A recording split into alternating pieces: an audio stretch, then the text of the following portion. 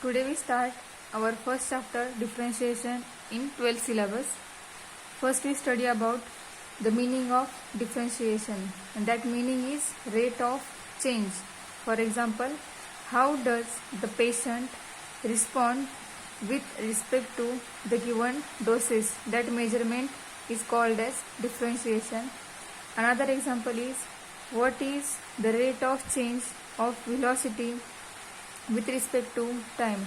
That rate measurement is called as differentiation. So we study in your previous standard the basic concept of derivatives, derivative of standard functions means sin x, cos x, tan x, sec x, etc. And we also study the rules of derivatives, that is u into v, u upon v, and u plus or minus v.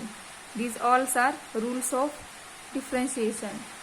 And now in this chapter we study the geometrical meaning of derivative, derivative of composite, inverse, logarithmic, implicit, parametric, and higher order derivatives.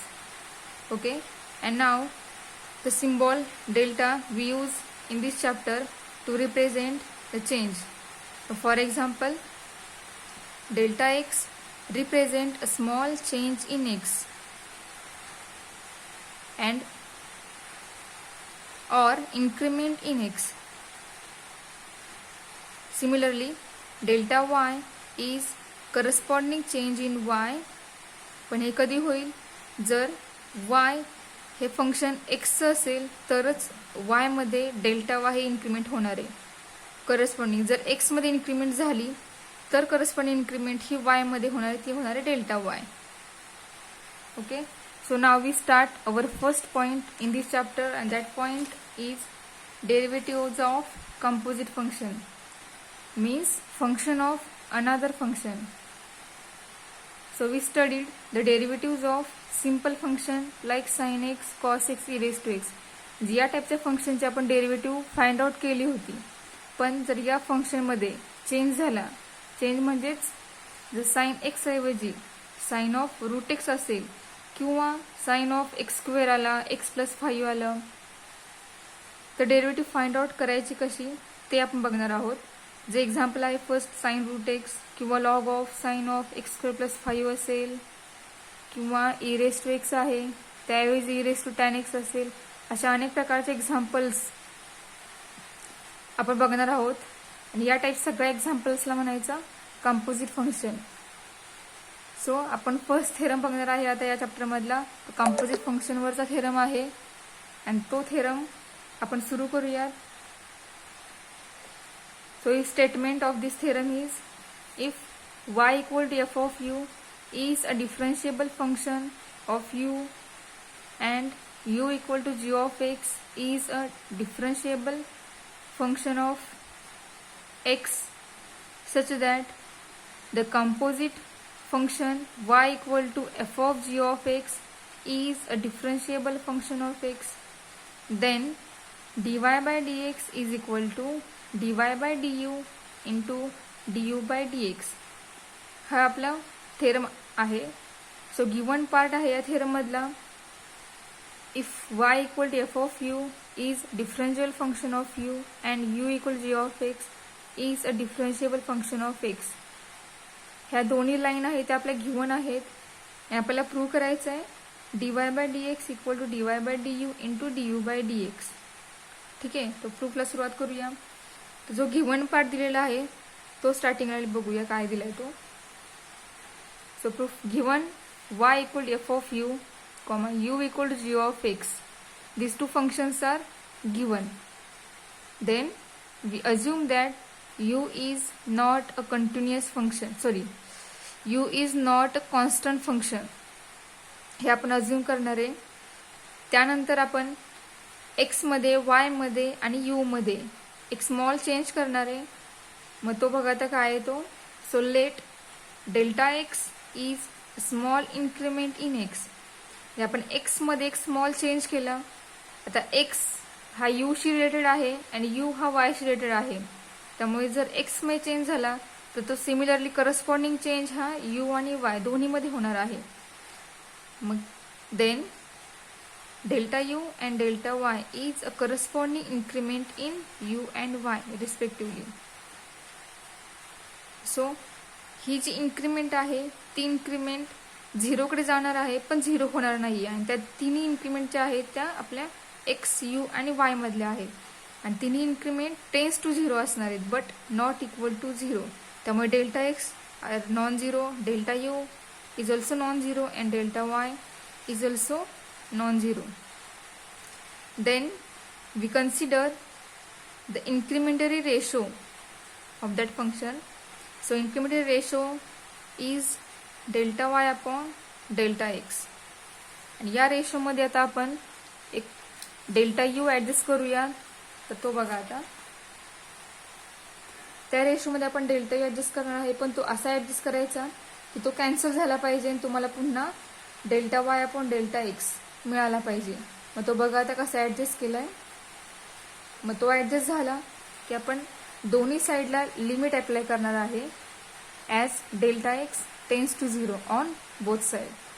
Then we get limit delta x tends to 0 delta y upon delta x is equal to limit delta x tends to 0 delta y upon delta u into delta u upon delta x. दोन्हीकडे limit apply केलं. आता ह्या साईडला limit आपण separate करूया. ही आपली left hand side आहे. दोन्हीकडे लिमिट सेपरेट केलं. दोन्ही पण याच्यावरती लिमिट आपण अप्लाय केलं आहे. ते अप्लाय केल्यानंतर आपला डेल्टा एक्स हा टेन्स टू 0 आहे. तो या रेशोला आपण अप्लाय केलाय. पण या रेशोमध्ये delta y upon delta u आहे त्यामुळे या ठिकाणी डेल्टा एक्स नाहीच आहे. त्यामुळे इथे डेल्टा एक्स टेन्स टू हे लिमिट अप्लाय करून चालणारच नाहीये. त्यामुळे इथं डेल्टा यू आहे त्यामुळे इथलं लिमिट चेंज केलं पाहिजे. त्यामुळे आपण डेल्टा एक्स ऐवजी डेल्टा यू टेन्स टू 0 हे लिमिट ह्याला अप्लाय करणार आहे. आणि त्याचबरोबर ह्याचा रिझन अजून एक आहे. यू हे डिफरन्शियल फंक्शन आहे. स्टार्टिंगला आपल्या स्टेटमेंटमध्ये दिलेलं आहे. डिफरन्शिएबल आहे म्हणजेच ते कंटिन्युअस फंक्शन आहे एक्स बरोबर. त्यामुळे आपण हे लिमिट डेल्टा एक्सच्या ऐवजी डेल्टा यू ने चेंज करणार आहोत. तर बघा आपण इथे केलेलं आहे limit delta x tends to 0 delta y upon delta x is equal to limit delta u tends to 0 delta y upon delta u into limit delta x tends to 0 delta u upon delta x. आणि या स्टेपला first step पहिला number देऊन टाकायचा 1 number. त्यानंतर आपल्याला given part जो दिलेला आहे तो बघूयात. स्टेटमेंटमध्ये आपल्या स्टार्टिंगलाच त्यांनी गिव्हन सांगितलेलं y is differential function of u and u is differentiable function of x. आणि आपण 11वीत बघितलेलं एक कंटिन्युइटी चॅप्टरमध्ये की डिफरन्शिएबल फंक्शन हे कंटिन्युअस असतंच but every continuous function need not be differentiable. So y is differential function of u therefore this is continuous and u is differential function of x. So that's why limit delta x tends to the delta u upon delta x is a continuous function. So we get limit delta x tends to 0 delta u tends to 0 delta y upon delta u is equal to du by dy by du. Okay, हे function differentiable झालं त्यामुळे continuous आहे. So we can write this into form of this. Similarly limit delta x tends to 0 delta u upon delta x is equal to du by dx. या स्टेपला आपण second number देऊया. आता first आणि second ह्या दोन्ही step observe करून आपल्याला पुढची स्टेप मिळणार आहे.